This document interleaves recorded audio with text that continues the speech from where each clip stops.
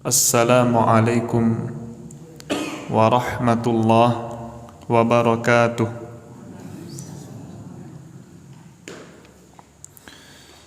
Alhamdulillahi hamdan katsiran tayyiban mubarakan fih kama yuhibbu rabbuna wa yarda.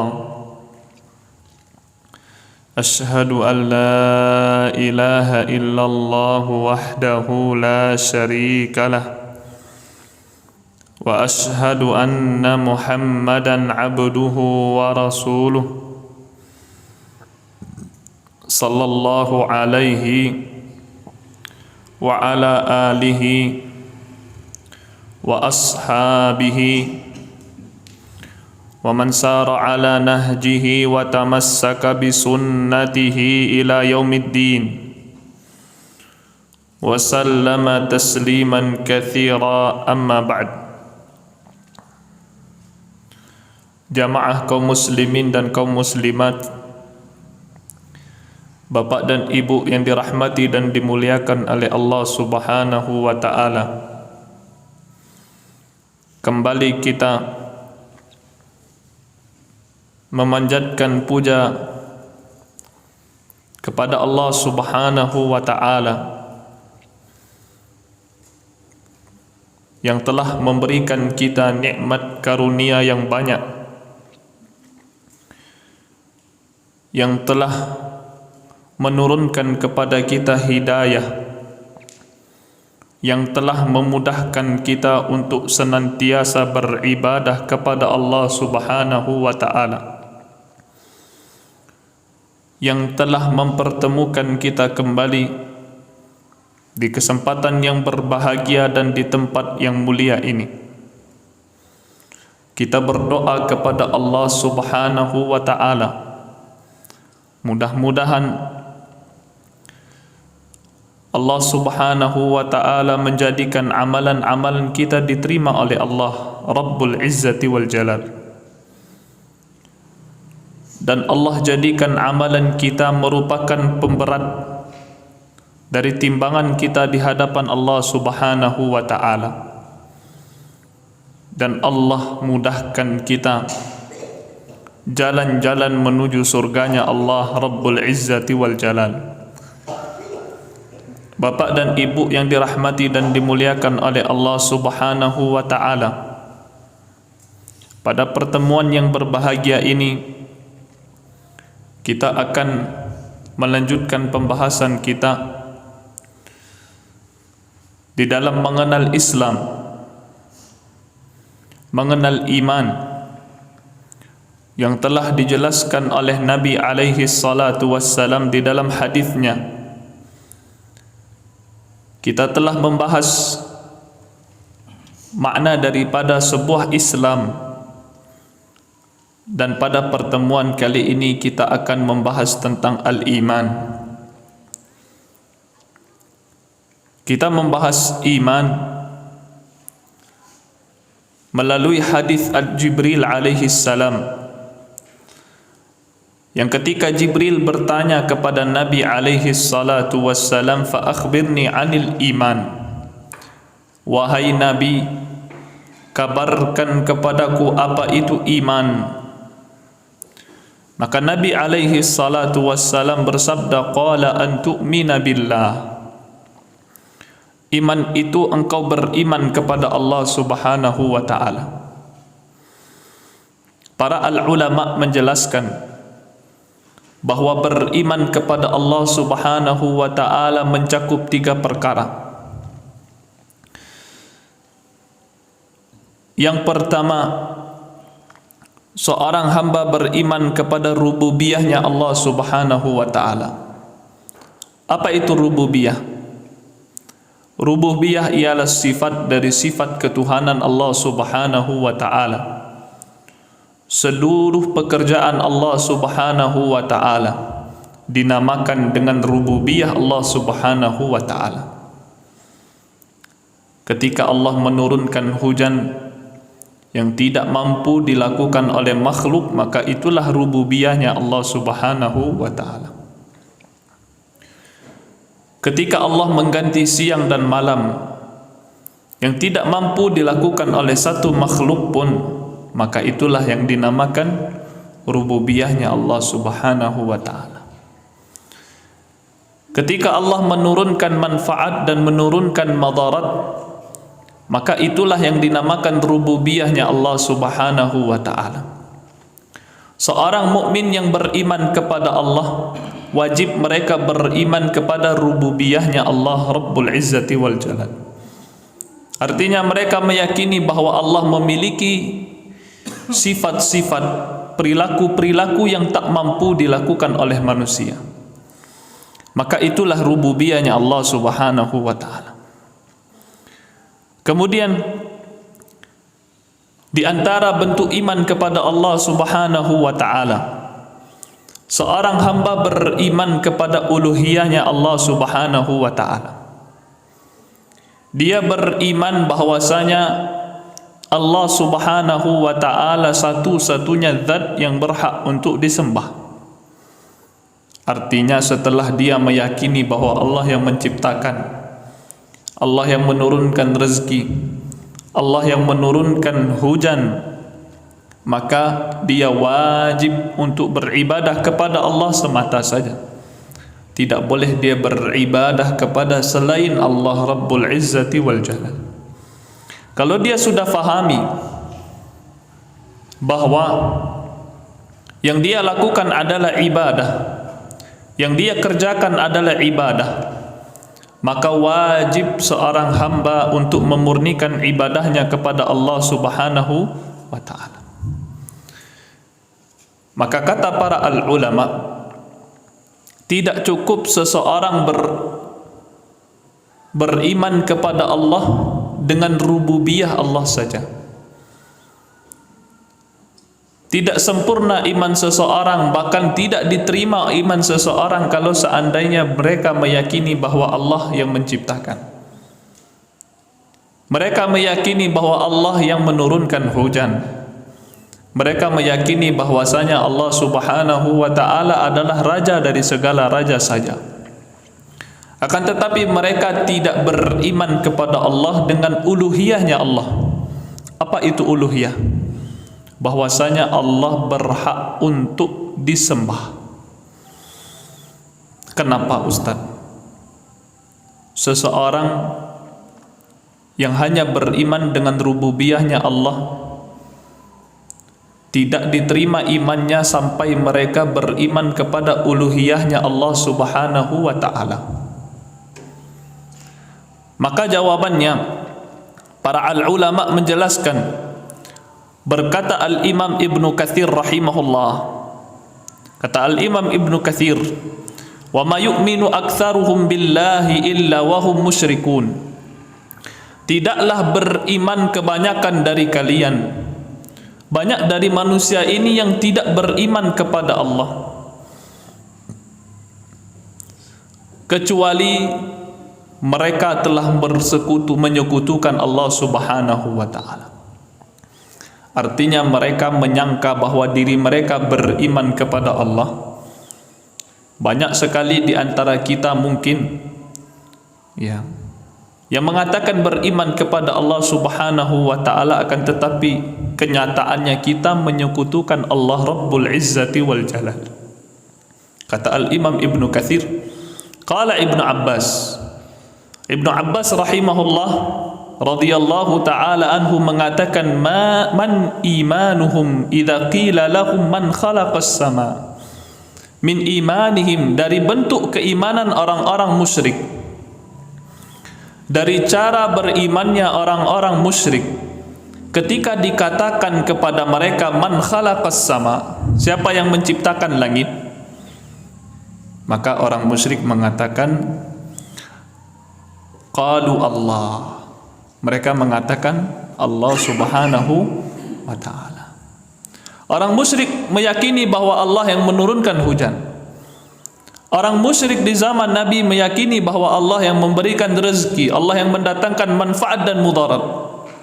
Ketika mereka terjebak di lautan, mereka berdoa hanya kepada Allah Subhanahu wa ta'ala, meyakini bahwasanya yang mampu menyelamatkan mereka adalah Allah Subhanahu wa ta'ala.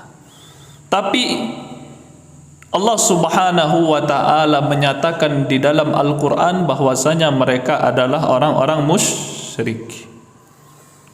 Ketika ditanya siapa yang menciptakan langit, siapa yang menciptakan bumi, maka mereka mengatakan Allah. Kenapa mereka adalah orang-orang musyrik? Karena mereka tidak beribadah kepada Allah Subhanahu wa ta'ala semata. Mereka beribadah pula kepada selain Allah Rabbul Izzati wal Jalal. Mereka beriman kepada Allah dalam rububiyahnya Allah, tapi mereka tak beriman dalam uluhiyahnya Allah. Yang kedua, seorang muslim wajib beriman kepada uluhiyahnya Allah dan kepada rububiyahnya Allah. Kemudian yang ketiga, seseorang dikatakan beriman kalau mereka beriman kepada nama dan sifat Allah Subhanahu wa ta'ala, bahwa Allah memiliki nama-nama yang husna dan sifat-sifat yang ulia, yang tinggi. Allah Subhanahu wa ta'ala mengabarkan di dalam Al-Quran. Allah Subhanahu wa ta'ala telah mengabarkan di dalam hadis yang sahih. Allah Subhanahu wa ta'ala telah mengabarkan melalui nabinya alaihi salatu wassalam di dalam hadis yang sahih bahwa Allah memiliki nama-nama yang husna dan sifat-sifat yang tinggi. Artinya yang ketiga, bapak dan ibu, setelah beriman dengan rububiyahnya Allah, beriman dengan uluhiyahnya Allah, beriman dengan nama dan sifat Allah Subhanahu wa ta'ala.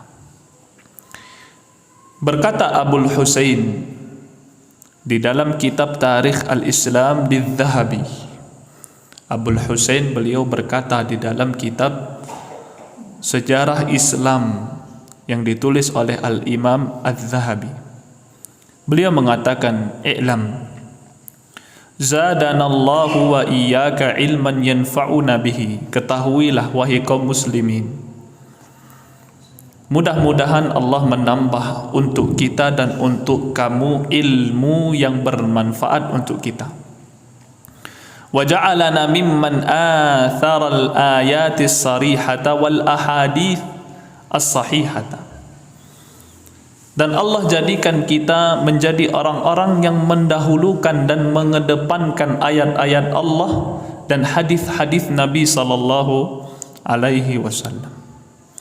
Ala ara'il mutakallimin, dari pendapat orang-orang yang mempelajari filsafat Yunani. Kata siapa? Kata Abul Husain. Kenapa dia bilang seperti ini, bapak dan ibu? Sebab dari kesalahan di dalam memahami nama dan sifat Allah adalah mengikuti ilmu filsafat Yunani. Apa itu ilmu filsafat, Ustaz? Baru tahu, Ustaz. Filsafat itu ilmu akal. Artinya semuanya harus masuk akal. Kalau tidak masuk akal, tidak bisa difahami. Maka di dalam akidah tidak seluruh perkara masuk dalam akal, Pak. Sering saya beri contoh, Pak. Di mana-mana ini saya cari kasih contoh dari guru kami dahulu, Pak. Ketika kita sholat, kemudian kita buang angin, keluarnya dari mana? Dubur. Ya bu, keluar dari dubur. Kemudian ibu batalkan salat, ibu pergi ke kamar mandi. Yang ibu cuci apa? Yang ibu cuci muka, tangan, rambut, kaki. Ada ibu cuci dubur? Nah. Masuk akal enggak? Masuk akal enggak? Enggak masuk kan? Yang keluar dari dubur, tapi yang dicuci kok muka? Karena syariat seluruhnya tidak bisa dimasukkan ke dalam akal sehat. Ada yang kita ketahui hikmahnya, ada yang tidak kita ketahui hikmahnya. Kita hanya beriman kepada Allah. Bagaimana wajahnya Allah tidak tahu kita. Kita hanya beriman. Yang pasti Allah kabarkan di dalam Al-Quran bahwa Allah memiliki wajah. Allah mengatakan dia tinggi, jauh di atas langit, lebih tinggi dari langit. Kita hanya beriman Allah itu ada di atas, tinggi. Bagaimana tingginya tidak tahu. Allah Subhanahu wa ta'ala mengatakan turun di sepertiga malam terakhir. Maka kita hanya mengimani bahwasanya Allah turun, tapi tidak tahu bagaimana caranya. Kenapa hanya dituntut untuk beriman bahwasanya Allah turun? Kita faham maknanya. Maka Al-Imam Malik rahimahullah ketika ditanya, ada seseorang yang bertanya, wahai Imam, kaifastawa? Bagaimana cara Allah itu beristiwa? Gambarkan kepadaku bagaimana Allah itu beristiwa. Imam Malik termenung, Pak, mendengar pertanyaan ini. Sebagian manusia mengatakan istiwa itu artinya bersemayam. Bersemayam itu apa, Pak? Duduk seperti raja. Tapi di dalam bahasa Arab, istiwa itu bukanlah duduk seperti seorang raja. Istiwa itu artinya naik dan tinggi. Itu istiwa. Ditanya bagaimana cara Allah itu istiwa. Imam Malik rahimahullah, beliau termenung sampai berkeringat mendengar perkataan pemuda ini. Kenapa? Belum pernah satu orang pun bertanya tentang pertanyaan ini. Kenapa? Kata Al-Imam Malik, al-istiwa'u ma'lum. Karena istiwa itu diketahui secara bahasa makna. Orang Arab faham apa itu makna istiwa. Apa itu makna wajah? Apa itu makna kaki? Apa itu makna tangan? Apa itu makna sami' mendengar? Apa itu makna al-basar melihat? Mereka faham maknanya. Maka para sahabat tidak pernah berbicara tentang nama dan sifat Allah Subhanahu wa ta'ala. Mereka imani karena mereka faham tentang Al-Quran, faham tentang hadis Nabi sallallahu alaihi wasallam. Tidak berani mereka mengatakan, oh maksud daripada tangannya Allah itu kekuasaan Allah. Tidak berani, Pak, Ibu. Kenapa tidak berani? Karena mereka dah faham maknanya. Tangan itu ya tangan. Faham kita makna tangan. Cuman mereka tidak tahu bagaimana cara tangan Allah. Maka Al-Imam Malik mengatakan al-istiwa'u ma'lum wal kaif majhul. Tata cara bagaimana bentuknya, hakikatnya tidak diketahui oleh manusia. Wal imanu bihi wajib, beriman kepadanya wajib. Was-su'alu anhu bid'ah.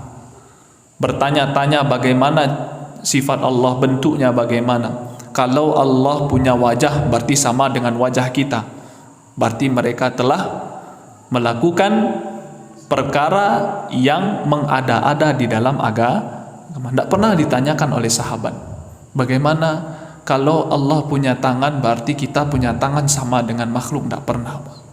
Tidak pernah terbayangkan di benak para sahabat radhiyallahu ta'ala anhum.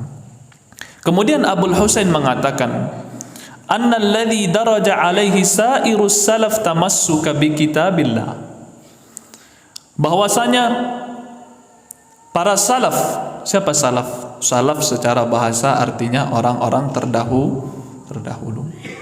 Kata beliau, pendahulu saya dari kalangan para sahabat, tabi'in, tabi'ut tabi'in, generasi para sahabat yang hidup bersama Nabi, kemudian generasi setelahnya, kemudian generasi setelahnya lagi. Kata Abul Husain, mereka berjalan seluruhnya berpegang teguh kepada Al-Quran. Wattiba'i sunnati Muhammadin sallallahu alaihi wasallam, dan mengikuti sunnah Nabi alaihi salatu wassalam. Thumma ma ruwiya anis sahabah, setelah Al-Quran, sunnah, dan apa yang diriwayatkan dari para sahabat. Kenapa harus sahabat? Karena mereka yang langsung menyaksikan bagaimana turunnya firman Allah, yang mereka langsung menyaksikan bagaimana hadis itu diucapkan oleh Nabi alaihi salatu wassalam. Di mana diucapkan? Apa kejadiannya? Para sahabat yang paling faham kondisinya, yang paling mengerti kondisinya. Maka kata Abul Husain, berpegang teguh kepada Al-Quran, berpegang teguh kepada As-Sunnah, berpegang teguh kepada apa yang diriwayatkan dari para sahabat. Kemudian beliau mengatakan, "Tsumma anit tabi'ina wal khalifina lahum min ulama'il muslimina." Kemudian mereka berpegang teguh kepada para tabi'in yang mengikuti para sahabat dan orang-orang setelah mereka dari ulama-ulama kaum muslimin. Apa kata beliau? Kata beliau, "Al-imana wat tasdiqa bi kulli ma wasafallahu bihi nafsah." Beriman dan membenarkan apa yang telah Allah sifati dirinya. Allah kabarkan di dalam Al-Quran, Allah mendengar, Allah melihat. Berarti kita mengimani bahwa Allah melihat, Allah mendengar. Tak boleh kita katakan lah, kalau Allah melihat, Allah mendengar, berarti kita melihat, mendengar, berarti sama dengan makhluk. Maka jawabannya tidak. Nama boleh sama, hakikat berbeda. Kemudian beliau mengatakan, awasafahu bihi rasuluh, atau apa yang disifati oleh Rasul alaihi salatu wassalam mengatakan bahwa Allah memiliki kedua mata. Kita hanya mengimani Allah punya dua mata. Bagaimana mata Allah? Tidak tahu. Bagaimana bentuknya? Tidak tahu. Yang penting Nabi kabarkan Allah punya dua mata. Ketika Nabi SAW memberikan sifat seorang Dajjal, kata Nabi bahwasanya Dajjal itu a'war, fa innallaha laisa bi'a'war. Sesungguhnya Dajjal itu picing matanya, sedangkan Allah tidak picing matanya. Artinya Allah Subhanahu wa ta'ala memiliki kesempurnaan dan ketinggian di dalam sifatnya. Kemudian beliau mengatakan, ma'atarkil bahthi wat tanqir, dengan meninggalkan perkara-perkara yang terlalu berlebihan. Kita cari tahu gimana bentuk sifat Allah, tidak perlu, Pak. Cuman fahami maknanya, sudah imani saja. Wa taslim lidzalika, dan menerima seluruh nas dari Al-Quran dan sunnah tanpa ta'til. Apa itu ta'til? Tanpa kita hapus sifat Allah. Ketika Allah mengatakan Allah Subhanahu wa ta'ala dari sifatnya adalah Al-Kabir, namanya Al-Kabir, sifatnya besar, maha besar. Allah Subhanahu wa ta'ala mengatakan Ar-Rahman Ar-Rahim, pengasih serta penyayang. Ketika Allah mengabarkan hal tersebut, tidak boleh kita hapus sifatnya dari Allah Subhanahu wa ta'ala. Wala tasbih, tidak boleh pula kita terhadap sifat Allah menyetarakan, menyamakan sifat Allah dengan sifat makhluk. Oh, Allah punya wajah, kita punya wajah, berarti Allah itu sama dengan kita. Apalagi menggambarkan bentuk Allah seperti apa. Wala tafsirin wala ta'wil, tidak boleh ditakwil. Apa itu takwil? Takwil itu merubah makna tanpa dalil. Takwil itu ada dua. Takwil itu artinya merubah makna atau menjelaskan sebuah makna. Takwil kata para ulama ada dua macam. Ada yang namanya tafsir. Tafsir Al-Quran itu namanya takwil. Berdasarkan doa Nabi SAW kepada Ibnu Abbas, kata Nabi, Allahumma faqihhu fid din wa 'allimhu ta'wil. Ya Allah, ajarkan kepada dia, fakihkan dia tentang agamamu, jadikan beliau orang yang faham akan agamamu, dan ajarkan kepada Ibnu Abbas takwil. Apa takwil? Tafsir. Maka Ibnu Abbas radhiyallahu taala anhu adalah seseorang yang mampu menafsirkan Al-Quran. Disebutkan beliau adalah habrul ummah, orang yang paling berilmu di umat ini. Disebutkan beliau adalah turjumanul Quran, adalah orang yang mampu menerjemahkan Al-Quran. Siapa? Ibnu Abbas radhiyallahu taala anhu. Maka itu namanya takwil, artinya tafsir. Ada takwil artinya tahrif. Apa itu tahrif? Tahrif itu merubah makna tanpa dalil, merubah makna tanpa dalil.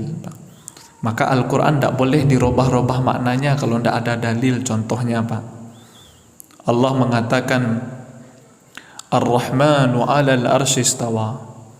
Allah Ar-Rahman itu berada di atas arsy sedang beristiwa. Apa istiwa? Naik dan tinggi.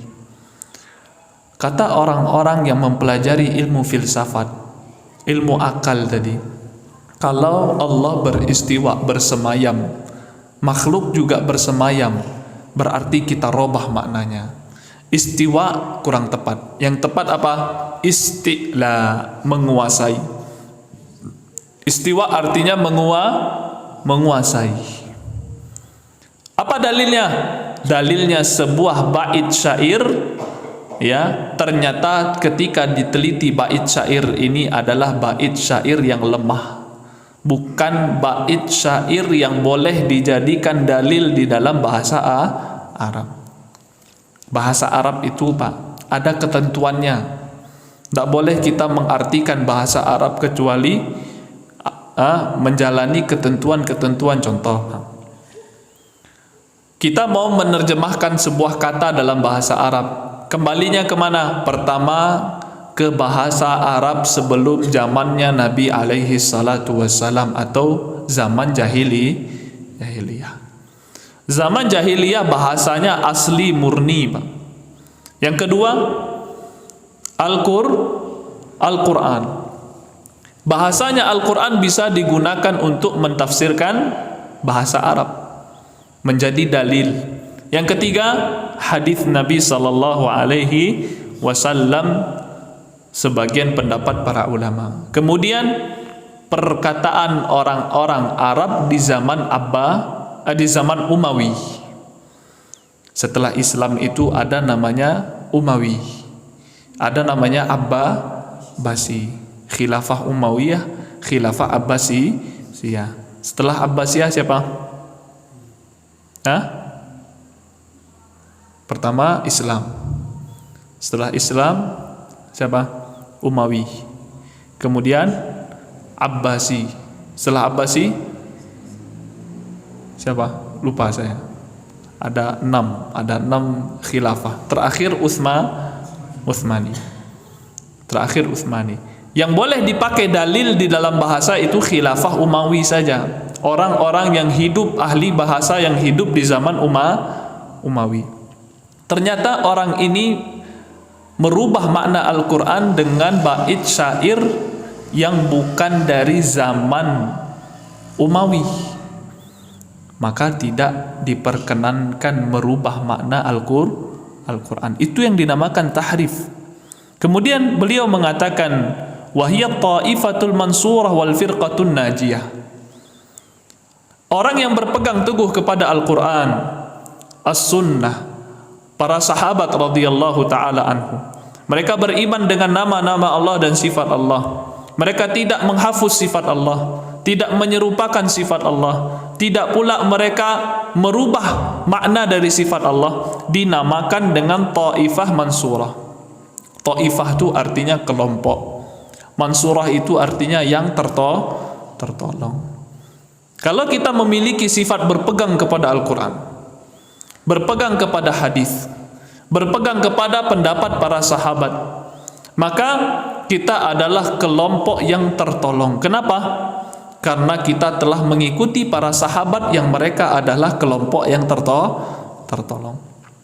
Kemudian wal firqatun najiyah, disebut juga firqah najiyah. Firqah itu kelompok yang selamat. Siapa? Yang mengikuti para sahabat. Fahum ashabul hadithi wal athar. Mereka adalah orang-orang yang memahami ilmu hadis. Kenapa harus ilmu hadis, Pak? Kebanyakan orang yang mempelajari ilmu hadis, mereka berhati-hati di dalam mengambil hadis, tidak hadis palsu yang dibacakan di depan manusia, tidak kisah-kisah yang palsu dibacakan di depan manusia. Maka orang yang mempelajari ilmu hadis, rata-rata mereka berhati-hati di dalam menyampaikan hadis. Maka kebanyakan orang-orang yang lurus pemahamannya, mereka yang benar di dalam mempelajari hadis Nabi sallallahu alaihi wasallam. Jamaah kaum muslimin dan kaum muslimat yang dirahmati dan dimuliakan oleh Allah, maka itulah bentuk dari iman kepada Allah. Beriman kepada rububiyahnya, beriman kepada uluhiyahnya, beriman kepada nama dan sifat. Maka sempurna iman kita kepada Allah Subhanahu wa ta'ala. Kemudian Nabi SAW mengatakan wa malaikatihi. Makna daripada sebuah iman ialah kita beriman kepada Allah dan kita beriman kepada malaikat. Siapa malaikat? Malaikat itu satu makhluk yang diciptakan Allah dari cahaya. Berdasarkan hadis Nabi yang diriwayatkan oleh Imam Muslim, kata Nabi sallallahu alaihi wasallam, khuliqal malaikatu min nur. Malaikat itu diciptakan dari cahaya.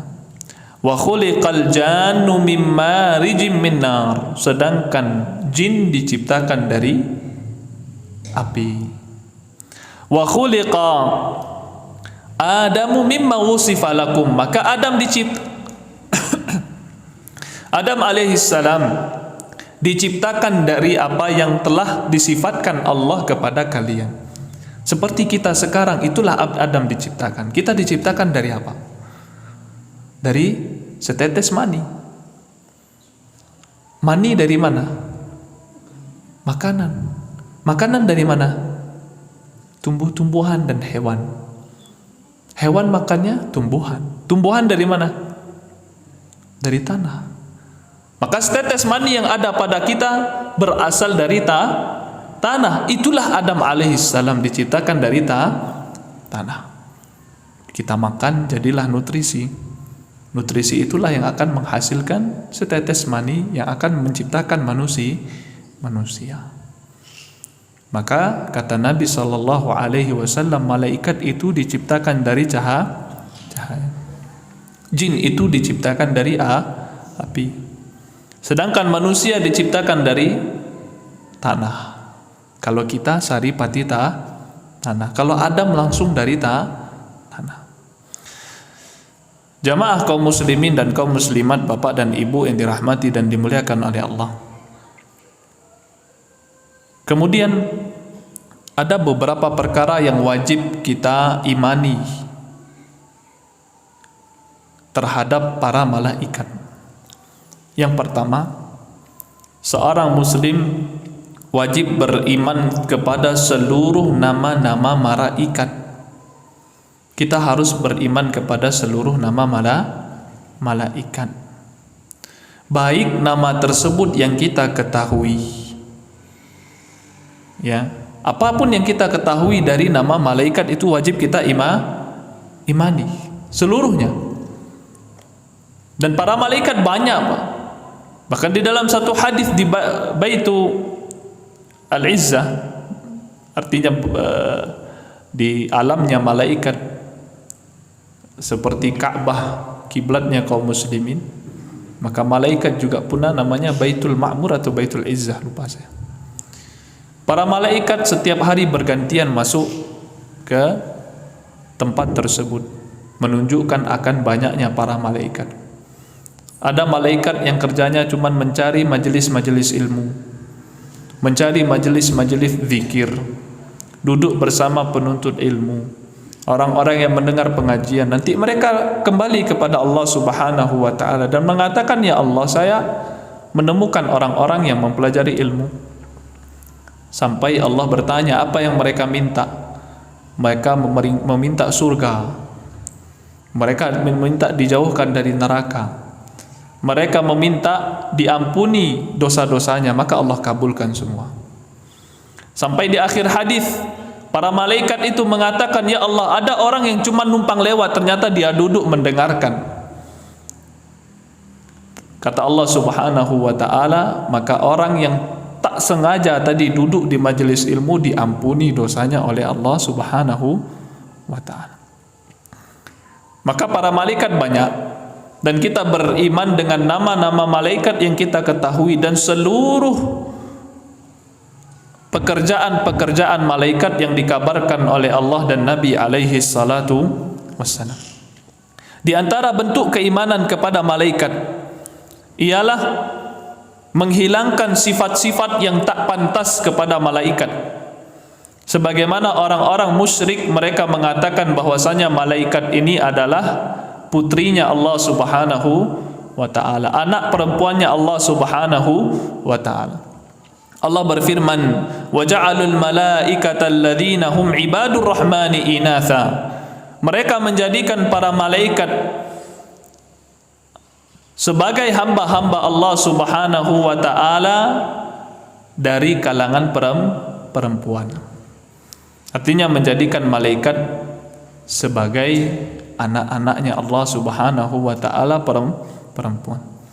Akan tetapi Allah bantah. Kata Allah Subhanahu wa taala, "Wa idza busyira ahaduhum bil untha dhalla wajhuhum muswaddan wa huwa kadhim." Kalau seandainya di dalam surah An-Nahl Allah mengatakan orang-orang musyrik itu melahirkan anak perempuan, ya istrinya hamil kemudian lahir, yang lahir ternyata anak perempuan, wajah mereka seketika berubah menjadi hitam, tak suka, murung. Mereka menisbatkan, mengatakan Allah punya anak perempuan, sedangkan mereka tidak suka terhadap anak perempuan. Untuk diri mereka sendiri saja tidak suka anak perempuan. Sekarang mereka jadikan Allah punya anak perempuan, kan parah. Maka Allah Subhanahu wa taala mengatakan, "Wa ja'aluna lillahi ma yakrahuna wa tasifu alsinatuhumul kadhiba anna lahumul husna." Allah mengatakan di dalam surah An-Nahl, mereka orang-orang musyrik telah menjadikan untuk Allah apa yang mereka tidak suka. Kan kurang adab. Yang tidak mereka suka mereka jadikan untuk Allah. Watasifu alsinatuhumul kadhiba. Allah mengatakan lisan-lisan mereka ini adalah lisan-lisan yang dusta. Dan mereka mengatakan mereka memiliki yang terbaik, sedangkan Allah dikasihnya yang jelek. Maka seseorang yang beriman kepada malaikat wajib mereka menghilangkan seluruh sifat-sifat yang tak layak kepada malaikat. Seperti yang dikatakan oleh orang musyrik bahwasanya Allah memiliki anak perempuan dari kalangan malaikat. Kemudian iman kepada kitab Allah Subhanahu wa taala. Kata Nabi SAW, iman kepada Allah, iman kepada malaikat, iman kepada kitab Allah Subhanahu wa taala. Iman kepada kitab Allah Subhanahu wa taala ada beberapa hal yang wajib kita imani. Yang pertama, kita wajib beriman bahwasanya Allah Subhanahu wa taala menurunkan kepada rasul-rasulnya sebuah kitab. Nabi Musa ada kitabnya. Nabi Isa ada kitabnya. Nabi Daud ada kitabnya. Nabi Muhammad ada kitabnya. Ibrahim alaihi salam ada kitabnya. Maka kita meyakini bahwasanya Allah Subhanahu wa ta'ala telah menurunkan kitab-kitab suci kepada para rasulnya. Dan kita meyakini bahwasanya kitab-kitab tersebut yang ada di tangan umat hari ini telah dirubah kecuali Al-Quran. Seluruh kitab yang ada telah dirubah, telah diotak-atik sama umatnya, pengikutnya, kecuali Al-Quranul Karim. Akan tetapi kita meyakini asal dari kitab tersebut Allah turunkan dari sisinya dan kitab yang benar asalnya, Pak. Sebelum dirubah itu kitab suci yang telah Allah turunkan. Tapi yang kita temui hari ini bahwasanya kitab tersebut telah dirubah. Itu yang kita imani. Kemudian yang kedua yang perlu kita imani, bahwa kita wajib beriman dengan kabar-kabar yang sahih, dengan kisah-kisah yang sahih yang benar riwayatnya, baik itu dari Al-Quran atau dari kitab-kitab yang lain seperti Injil, Taurat yang belum dirubah. Kalau memang jelas itu belum dirubah berdasarkan riwayat dan sanadnya, maka boleh kita terima. Kenapa? Karena kitab itu datang dari sisi Allah Subhanahu wa ta'ala. Kemudian yang ketiga, beriman kepada kitab di antara bentuknya kita mengamalkan hukum-hukum yang tidak bertentangan dengan Al-Quran. Maka ini disebut di dalam kitab usul fikih, pelajaran usul fikih, syar'un man qablana, syariat sebelum Islam. Apakah boleh diamalkan? Jumhur para ulama mengatakan mengamalkan, sepakat mereka mengamalkan syariat sebelum Islam yang telah disetujui oleh Al-Quran dan Sunnah. Seperti apa? Puasanya Nabi Daud. Puasa Nabi Daud sehari puasa, sehari berbuka. Maka syariat-syariat yang telah berlalu ketika disepakati di dalam Al-Quran, maka wajib dia berjalan, kita imani dan kita amalkan, boleh kita amalkan. Atau Nabi SAW tentang puasa Asyura. Orang-orang Yahudi, Bani Israel, mereka berpuasa di bulan Muharram, di tanggal 10 Muharram. Kata Nabi SAW, kami lebih berhak terhadap Musa daripada kalian. Kenapa? Kalian menyelisihi Musa, sedangkan kami mengimani Musa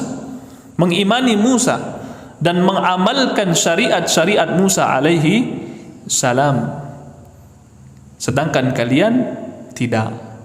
Musa alaihi salam, ya, Allah Subhanahu wa ta'ala utus. Seandainya nabi-nabi yang diutus sebelum Nabi menjumpai Nabi Muhammad alaihi salatu wassalam, pasti mereka akan beriman kepada Nabi alaihi salam.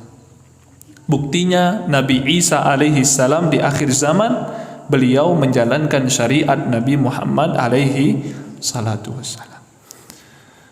Kemudian yang terakhir, beriman dengan seluruh nama-nama kitab yang Allah Subhanahu wa ta'ala sebutkan, seperti Al-Quran, Taurat, Injil, Zabur, Suhuf, lembaran-lembaran Ibrahim. Seluruh nama yang Allah sebutkan dan kita ketahui, maka wajib kita imani. Berarti setidaknya ada 4 kewajiban kita. Pertama, beriman bahwasanya Allah telah menurunkan kitab kepada para Rasul, dan seluruh kitab telah dirubah dan diotak-atik kecuali Al-Quran, kecuali kitab yang asli dahulu di zaman para nabi mereka, maka itu adalah kitab yang benar. Yang kedua, kewajiban kita terhadap kitab Allah Subhanahu wa ta'ala meyakini kebenaran kisah yang Allah sebutkan di dalam Al-Quranul Karim dan kitab-kitab yang belum dirubah. Yang ketiga, wajib kita beriman dan mengamalkan syariat-syariat yang disetujui oleh syariat kita. Yang terakhir, bahwa kita beriman kepada nama-nama dari kitab-kitab Allah yang telah kita ketahui, yang Allah Subhanahu wa ta'ala sebutkan di dalam Al-Quran atau disebutkan oleh Nabi alaihi salatu wassalam. Kemudian kata Nabi sallallahu alaihi wasallam, beriman kepada Allah, beriman kepada malaikat, beriman kepada kitab, kemudian beriman kepada rasul-rasul Allah Subhanahu wa ta'ala. Kita azan dulu. Ya Bang Adi, azan dulu nanti lanjut.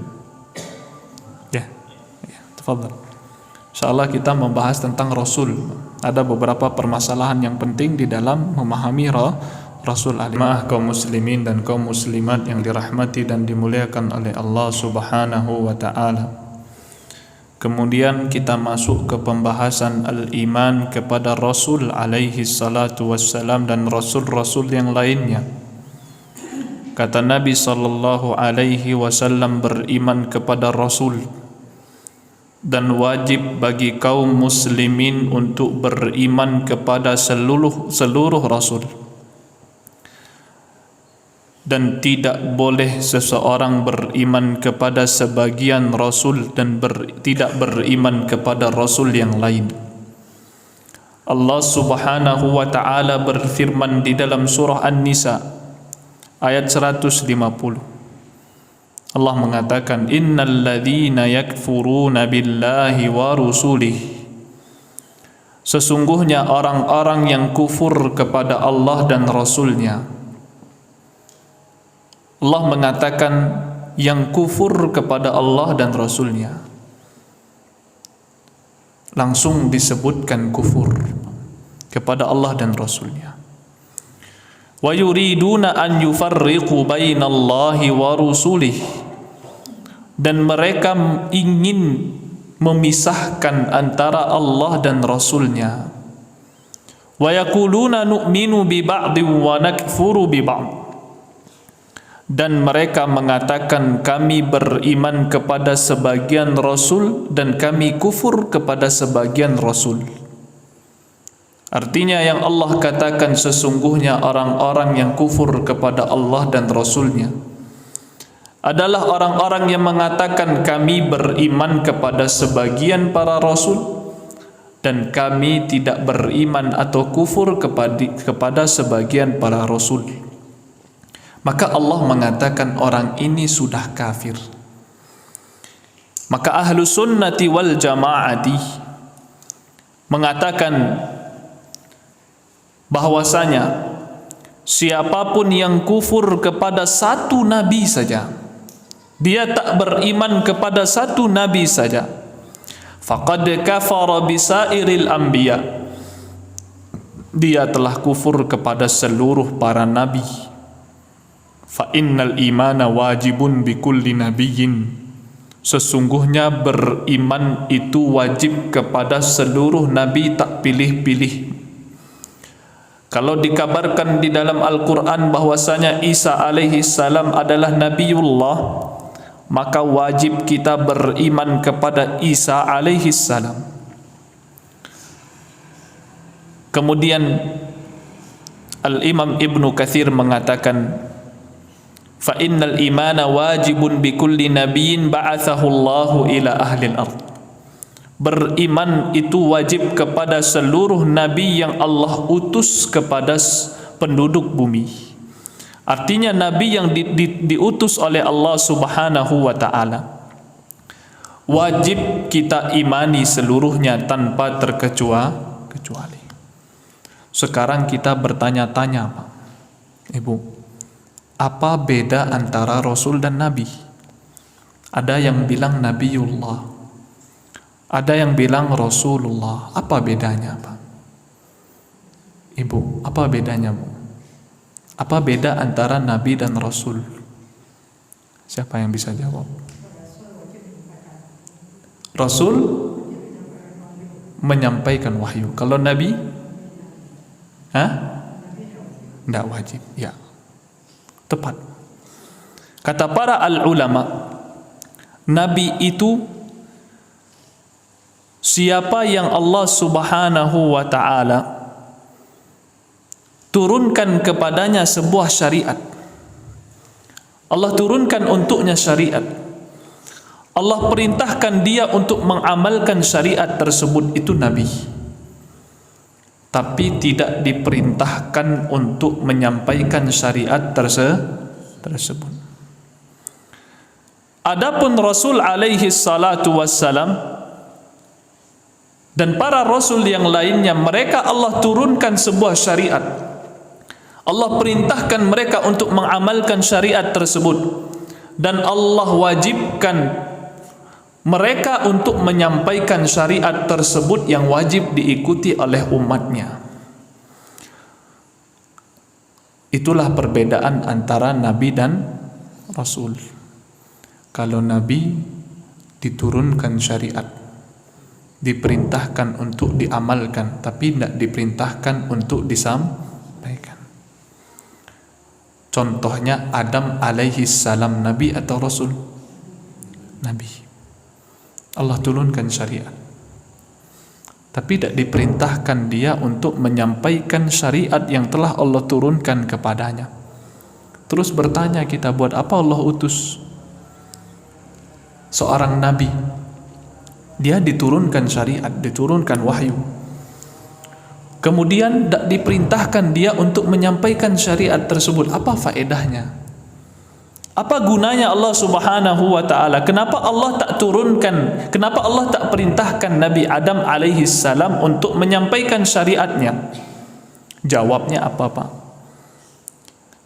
Kata para ulama, karena manusia di zamannya Nabi Adam itu masih satu, tidak ada yang berselisih, semuanya masih beribadah kepada Allah. Sampai zamannya Nuh alaihi salam, baru ada manusia yang menyembah kepada selain Allah. Karena manusia semuanya menyembah kepada Allah Subhanahu wa taala berada di atas satu jalur berdasarkan firman Allah di dalam surah Al-Baqarah. Kana an-nasu ummatan wahidah. Dahulu manusia itu adalah umat yang satu, tidak ada yang berselisih. Pahamnya satu, akidahnya satu, maka Nabi Adam tidak diutus. Tidak dijadikan Rasul, tidak diperintahkan untuk menyampaikan syariat. Kenapa? Seluruh manusia berada di atas fitrah mereka. Apa fitrah mereka? Beribadah kepada Allah Subhanahu wa ta'ala. Faba'athallahu an-nabiyyina mubashshirina wa mundzirin, dan Allah utus kepada umat-umat tersebut para nabi untuk memberikan kabar gembira dan untuk memberikan peringatan. Kemudian Al-Imam Ibnu Katsir beliau mengatakan, kanu ala millati Adam. Dahulu mereka di atas agamanya Adam alaihi salam, satu. Makanya tidak dijadikan Rasul, karena mereka satu, agamanya satu, akidahnya satu, pemahamannya satu. Hatta abadul asnam, sampai manusia itu menyembah berhala. Kapan? Kata Al-Imam Ibnu Katsir, faba'atsallahu ilaihim Nuhan, dan Allah utus Nuh alaihi salam. Berarti apa? Awal terjadinya kesyirikan adalah di zamannya Nuh, maka Nuh adalah Rasul pertama yang Allah utus kepada umat ini, kepada manusia, maaf. Artinya Rasul pertama adalah Nuh alaihi salam. Kemudian jamaah kaum muslimin dan kaum muslimat yang dirahmati dan dimuliakan oleh Allah Subhanahu wa taala. Kalau Adam, karena manusia masih bersatu. Setelah Nabi Adam, setelah Nuh, banyak pula para nabi. Ada Nabi Daud, bukan Rasul. Ada Nabi Sulaiman, bukan Rasul. Apa hikmahnya Allah utus mereka? Apa hikmahnya Allah utus mereka sedangkan mereka diturunkan syariat, tak diperintahkan manusia untuk mengikuti syariatnya? Atau mereka diutus sebuah syariat tapi tidak diperintahkan Allah untuk menyampaikan syariat para nabi tersebut? Apa gunanya mereka? Maka Syekh Ibnu Utsaimin rahimahullah, beliau mengatakan tujuan para nabi diutus setelah Nuh alaihi salam untuk mengingatkan syariat yang manusia lupakan. Telah diutus seorang Rasul menyampaikan syariat. Manusia mengikuti Rasul tersebut, menjalankan syariat Rasul tersebut. Berlalu waktu, mereka lupa kembali. Kemudian Allah utus kembali seorang nabi untuk mengingatkan syariat Rasul sebelumnya. Artinya seorang Rasul diperintahkan oleh Allah untuk menyampaikan syariatnya. Adapun nabi tidak diperintahkan untuk menyampaikan syariat. Lantas apa gunanya mengingatkan manusia kembali untuk kembali kepada syariat yang telah Allah turunkan kepada para Rasul? Kemudian perkara yang perlu kita fahami tentang Rasul, bahwasanya Nabi dan Rasul itu derajatnya berbeda-beda. Ada yang tinggi derajatnya, ada yang rendah derajatnya. Dan yang paling afdal dari para nabi dan para rasul yaitu ulul azmi yang kita pelajari dahulu. Siapa mereka? Allah Subhanahu wa taala berfirman, syara'a lakum minad dini ma wassa bihi Nuhan. Allah telah mensyariatkan kepada kalian sebuah agama yang telah diwasiatkan agama tersebut kepada Nuh pertama. Itu ulul azmi pertama. Walladzi auhayna ilaika, dan apa yang telah kami wahyukan kepada engkau wahai Muhammad. Muhammad. Wa ma wassayna bihi Ibrahim 3. Wa Musa 4. Wa 5. Berarti Nuh, kemudian Nabi Muhammad, kemudian Nabi Musa, Nabi Isa, Nabi Ibrahim, Musa, Muhammad, Isa, kemudian Isa, Nuh, Ibrahim. 5 nabi yang paling mulia di sisi Allah Subhanahu wa taala. Dan dari 5 ini yang paling afdal siapa? Rasul alaihi salatu wassalam, Nabi Muhammad alaihi salatu wassalam. Berdasarkan hadis Nabi sallallahu alaihi wasallam, ana sayyidu waladi Adam. Saya adalah keturunan sayyid, penghulu dari anak cucu Adam. Saya pemimpinnya. Saya yang paling mulia dari anak cucu Adam seluruhnya, bahkan dari seluruh makhluk. Nabi alaihi salatu wassalam adalah kekasih Allah yang paling Allah cintai. Berkata Al-Imam An-Nawawi terkait hadis ini, kata Al-Imam An-Nawawi, hadis ini merupakan dalil yang menunjukkan bahwasanya Nabi alaihi salatu wassalam adalah makhluk yang paling mulia dari seluruhnya. Lianna madhhab ahli sunnati anna adamiyina afdalu minal malaikah. Ahlu sunnah mengatakan bahwasanya Adam itu, kata Al-Imam An-Nawawi, lebih mulia daripada para malaikat. Wa huwa sallallahu alaihi wasallam afdalul adamiyina wa ghairihim. Dan Nabi sallallahu alaihi wasallam yang paling mulia dari seluruh anak cucu Adam dan yang selainnya dari kalangan jin dan kalangan malaikat. Kemudian ada hadis yang lain mengatakan, la tufaddilu bainal anbiya, jangan banding-bandingkan antara para nabi. Saya ulangi Pak, tadi kita sebut yang paling mulia siapa? Nabi Muhammad. Di dalam hadis ini Nabi mengatakan jangan kalian beda-bedakan para nabi. Jangan katakan ini paling mulia, sedangkan ini tidak mulia.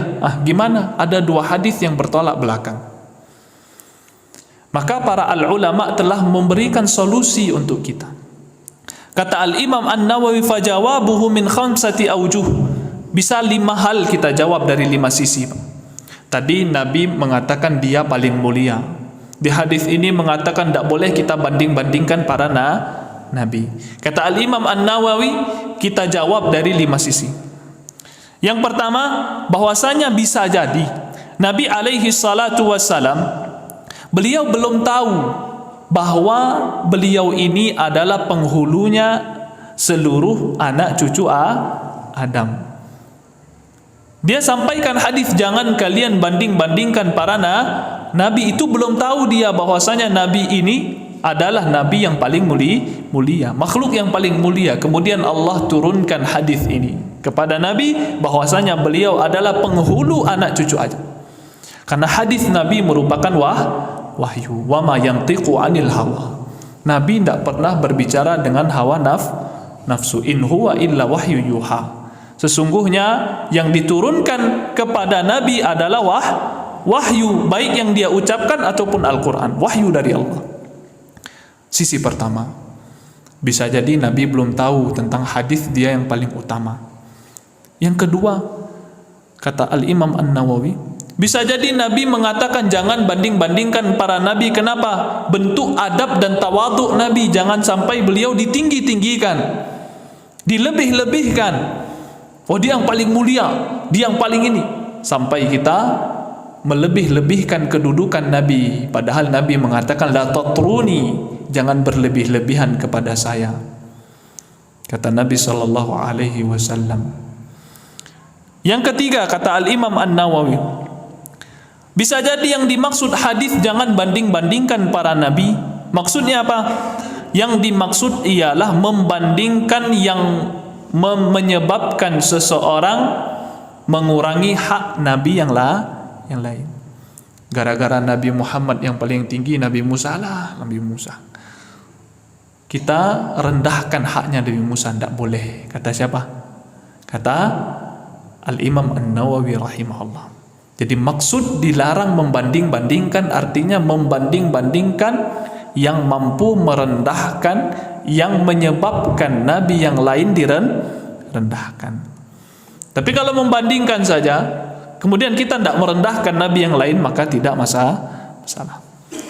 Sisi keempat bisa kita jawab. Yang dimaksud jangan kalian banding-bandingkan para nabi untuk atau agar tidak terjadi fitnah antara manusia. Yang satu pengikutnya Nabi Isa, yang satu pengikutnya Nabi Muhammad. Nabi kami lebih utama dari nabi kalian. Nabi kalian tuh tidak ada apa-apanya. Akhirnya apa? Berperang, bercakap, berkelahi, bermusuhan. Disebabkan apa? Membanding-bandingkan. Yang dimaksud dilarang membandingkan yang mampu menimbulkan fitnah. Kata siapa? Al-Imam An-Nawawi.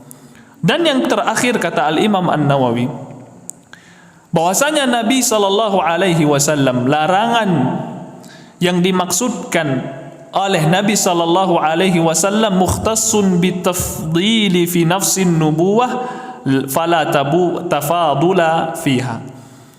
Maksudnya larangan itu khusus terhadap kenabian. Kalau sudah dikasih gelar nabi maka tidak ada beda.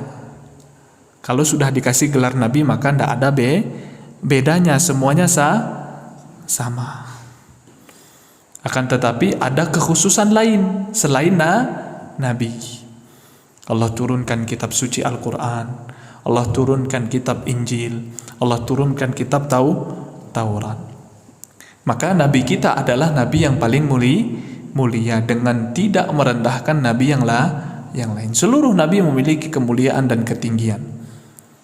Maka inilah yang disebutkan oleh Al-Imam An-Nawawi rahimahullah. Kemudian iman yang kelima, sampai jam 8 kita. Jam berapa sekarang? Mati jamnya. Jam berapa sekarang? 7.55. Ayo, 8 kurang 5. 5 menit lagi insyaallah. Kemudian Nabi menyebutkan kepada Jibril iman kepada Allah, iman kepada malaikat, iman kepada kitab, iman kepada Rasul. Yang kelima iman kepada hari akhir. Ini panjang pembahasan kita. Iman kepada hari akhir. Yang dimaksud kata para ulama iman kepada hari akhir adalah hari akhir yang dimaksud setelah kematian.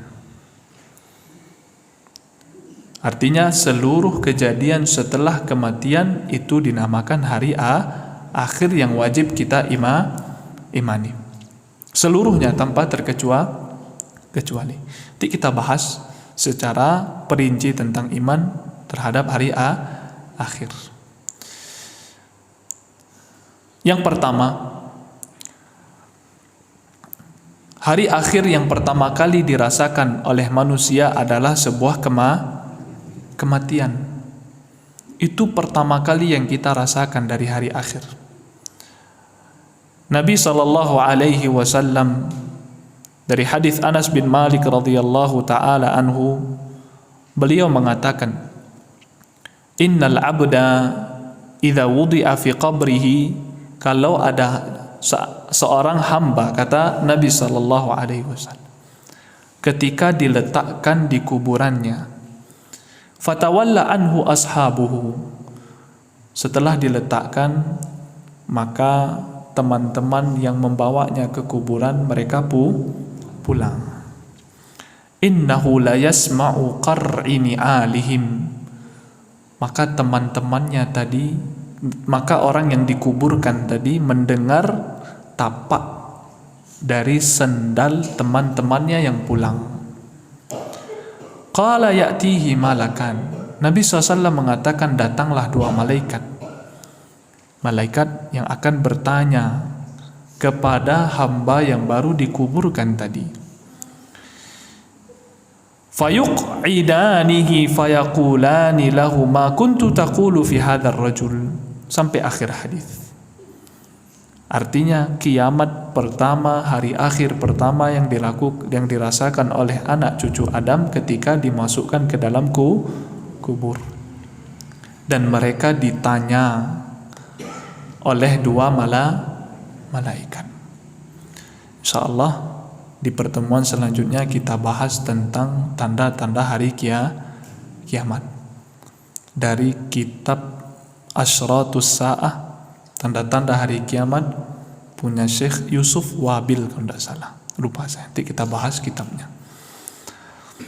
Kemudian kita bahas sedikit saja, kemudian kita lanjutkan di pekan yang akan datang. Yang kedua, setelah kita dikuburkan, ditanya oleh malaikat, dan sebagian manusia merasakan nikmat kubur dan sebagian manusia merasakan azab kubur. Mudah-mudahan Allah berikan kita karunia akan nikmat kubur. Setelah itu Allah Subhanahu wa ta'ala membangkitkan kita dengan tubuh yang sempurna. Tidak ada kekurangan di dalamnya, sempurna. Artinya ketika kita masuk ke dalam kubur, tubuh kita hancur, tulang-tulangnya pun hancur. Nanti Allah akan hidupkan kembali kita dalam bentuk yang sempurna. Allah Subhanahu wa ta'ala mampu menciptakan kita tanpa contoh. Artinya kita diciptakan oleh Allah, tidak ada bentuk awalnya, Allah langsung ciptakan saja.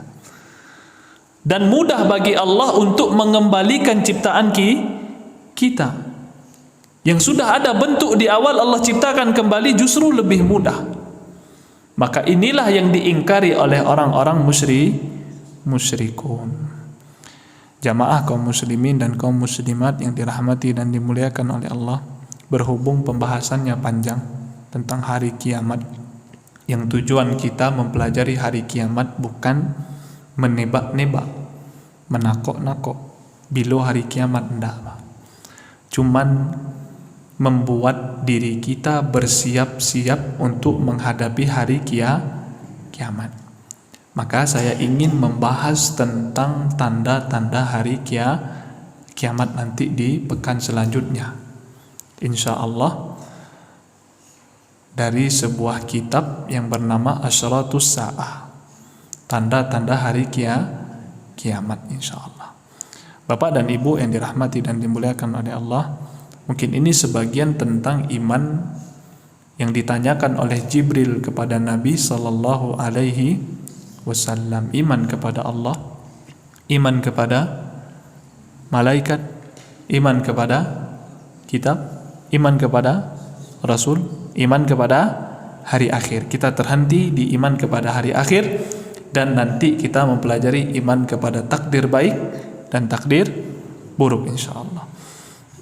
Wallahu ta'ala a'lam. Jamaah kaum muslimin dan kaum muslimat, mudah-mudahan apa yang kita sampaikan bermanfaat untuk kita semua dan bisa kita amalkan dalam kehidupan sehari-hari, dan Allah berikan kita hidayah dan taufiknya. Mohon maaf kalau ada kekurangan dan kesalahan di dalam menyampaikan. Kepada Allah saya mohon ampun. Saya akhiri dengan doa kafaratul majlis. Subhanakallahumma wa bihamdika asyhadu an la ilaha illa anta astaghfiruka wa atubu ilaik. Wa sallallahu ala nabiyyina Muhammad wa ala alihi wa sahbihi wa sallam. Assalamualaikum warahmatullahi wabarakatuh.